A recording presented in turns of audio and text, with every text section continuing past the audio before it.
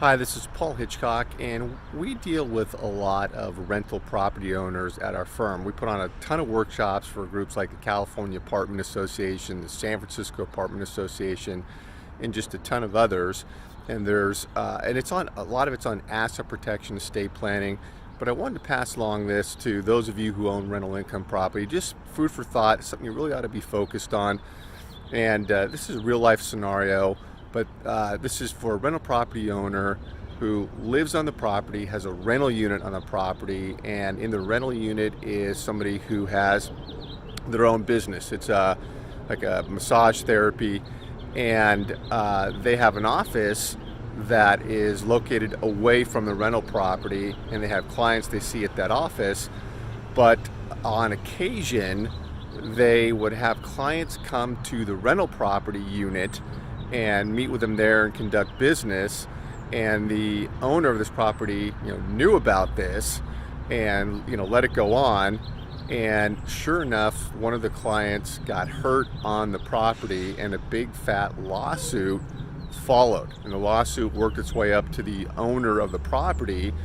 And what the owner found out is that not only did they not have the proper insurance in place, because the insurance company said, hey, this is a business liability, we're not touching this. You don't have the proper insurance for this. They weren't supposed to be doing business on the property. It's not a commercial unit. So insurance was out, but also there was no asset protection in place. So there was no limited liability company around the rental property unit.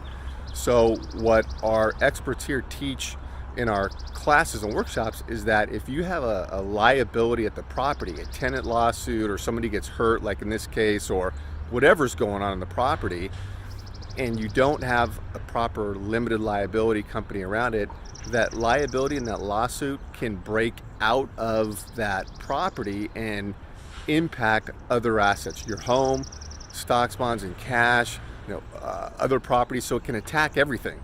And so the limited liability company, when we're talking about that, is really like a force field around that property and contains liability. So if you're in the business of owning rental income property, think about these things. Make sure your insurance is right. It's a great first line of defense, but also make sure that you have proper asset protection, LLC, and that it's done right, and that it works.